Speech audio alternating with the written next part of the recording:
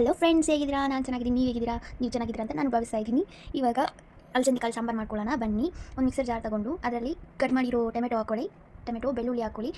ಸಿಪ್ಪೆ ಬಿಡಿಸಾದರೂ ಹಾಕ್ಕೊಳ್ಳಿ, ಇಲ್ಲಾಂದರೆ ಹಾಗೆ ಆದರೂ ಹಾಕ್ಕೊಳ್ಳಿ. ನಾನು ಸಿಪ್ಪೆ ಬಿಡಿಸಲ್ಲ, ಹಾಗೆ ಹಾಕ್ತೀನಿ. ಮತ್ತು ಒಂದು ಗಡ್ಡೆ ಈರುಳ್ಳಿ ಹಾಕ್ಕೊಳ್ಳಿ.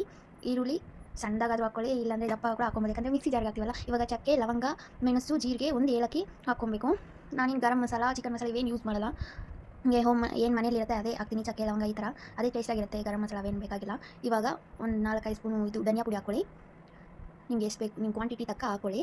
ಇಲ್ಲಿ ನಾನು 5 ಏನೋ ಸ್ಪೂನ್ ಹಾಕಿದ್ದೀನಿ. ನಿಮ್ಗೆ ಎಷ್ಟು ಬೇಕೋ ಅಷ್ಟು ಹಾಕ್ಕೊಳ್ಳಿ. ನೀವು ನೋಡ್ತಾ ಇದ್ದೀರಾ, ಬಟ್ ಲೈಕೇ ಮಾಡ್ತಾಯಿಲ್ಲ, ಸಬ್ಸ್ಕ್ರೈಬ್ ಕೂಡ ಮಾಡ್ತಾಯಿಲ್ಲ. ಹಾಗೆ ನಿಮ್ಗೆ ರುಚಿಗೆ ತಕ್ಕಷ್ಟು ಮೆಣಸಿನ ಪುಡಿ ಹಾಕ್ಕೊಳ್ಳಿ. ನಾನಿಲ್ಲಿ 2 ಸ್ಪೂನ್ ಹಾಕ್ತಾಯಿದ್ದೀನಿ. ನಾವು ಖಾರ ಜಾಸ್ತಿನೇ ತಿಂತೀವಿ. ನಿಮಗೆ ರುಚಿಗೆ ಹೇಗೆ ಇಷ್ಟ ಆಗುತ್ತೋ ಆ ಥರ ಹಾಕ್ಕೊಳ್ಳಿ. ಇವಾಗ 1 ಸ್ಪೂನು ಇದು ಅರಿಶಿನ ಪುಡಿ ಹಾಕ್ಕೊಳ್ಳಿ. ಅರಿಶಿನ ಆಮೇಲೆ ಎಷ್ಟು ಬೇಕೋ ಅಷ್ಟು ಹಾಕ್ಕೊಳ್ಳಿ ನಿಮ್ಮ ಕ್ವಾಂಟಿಟಿ ತಕ್ಕ. ಇವಾಗ ಮಿಕ್ಸಿಗೆ ಹಾಕ್ಕೋಬೇಕು. ಸ್ವಲ್ಪ ನೀರು ಹಾಕಿ ಮಿಕ್ಸಿ ಹಾಕ್ಕೊಳ್ಳಿ. ಇದು ಏನಕ್ಕಾದ್ರೂ ದೋಸೆ, ರೈಸ್, ಚಪಾತಿ, ಪರೋಟ ಏನಕ್ಕಾದ್ರೂ ಸೂಪರಾಗಿರುತ್ತೆ. ಟೇಸ್ಟ್ ಮಾತ್ರ ನನಗಂತೂ ಸೂಪರ್ ಇಷ್ಟ. ಈ ಥರ ಮಾಡ್ಕೋಬೇಕು ಅಂದರೆ ಅಲಸಂದಿ ಕಾಳು ಅಂದರೆ ತುಂಬ ಇಷ್ಟ. ನೋಡಿ, ರೆಡಿ ಆಯಿತು ಮಸಾಲ. ಇವಾಗ ನಾವು ಅದರಲ್ಲಿ ಏನು ಅಲಸಂದಿ ಕಾಳು ತೊಗೊಂಡಿದ್ವಲ್ಲ, ಅದರಲ್ಲಿ ಏನಾದರೂ ಗಲೀಜು ಏನಾದರೂ ಇದ್ದರೆ ಮುಂಚೆನೇ ಹಾಯ್ಕೊಳ್ಳಿ. ಏನು ಗಲೀಜು ಇಲ್ದಿರ ನೋಡಿ ಇದು ಮಾಡ್ಕೊಳ್ಳಿ. ಯಾಕಂದರೆ ಕಳ್ಳೆಲ್ಲ ಇರುತ್ತೆ, ಅದರಲ್ಲಿ ಕಲ್ಲು ತುಂಬ ಇರುತ್ತೆ. ಅದನ್ನೆಲ್ಲ ಇದು ಮಾಡ್ಕೊಂಡು ಇಟ್ಕೊಳ್ಳಿ. ಇವಾಗ ವಾಶ್ ಮಾಡ್ಕೊಳ್ಳಿ. ಕುಕ್ಕರಲ್ಲಿ ಹಾಕ್ಕೊಂಡು ವಾಶ್ ಮಾಡಿದ್ರೆ ಗಲೀಜೆಲ್ಲ ಹೊರಟೋಗುತ್ತಲ್ವ. ವಾಶ್ ಮಾಡ್ತೀರಾ ಹಾಕೋಬಾರ್ದು. 2-3 ಸರಿ ವಾಶ್ ಮಾಡಿ ಚೆನ್ನಾಗಿ ಹಾಕ್ಕೊಳ್ಳಿ. ವೀಡಿಯೋ ನೋಡ್ತಾ ಇದ್ದೀರಾ, ಆದರೆ ಸಬ್ಸ್ಕ್ರೈಬ್ ಏನು ಮಾಡ್ತಾಯಿಲ್ಲ ಫ್ರೆಂಡ್ಸ್. ಸಬ್ಸ್ಕ್ರೈಬ್ ಮಾಡ್ಕೊಳ್ಳಿ ಪ್ಲೀಸ್. ಲೈಕ್ ಮಾಡಿ. ನಿಮ್ಮ ಸಪೋರ್ಟ್ ನನಗೆ ಬೇಕಾಗಿದೆ. ಇವಾಗ ಹಂಗೆ ಆಲೂಗಡ್ಡೆ ಕಟ್ ಮಾಡಿಕೊಂಡಿದ್ವಲ್ಲ, ಅದನ್ನು ಅದರಲ್ಲಿ ಹಾಕ್ಬಿಡಿ. ಆಲೂಗಡ್ಡೆ ಸಿಪ್ಪೆ ಬಿಡಿಸ್ಕೊಂಡಾದರೂ ಹಾಕ್ಕೊಬೋದು, ಕಟ್ ಮಾಡಿ. ನಾನು ಹಂಗೆ ಹಾಕ್ತೀನಿ.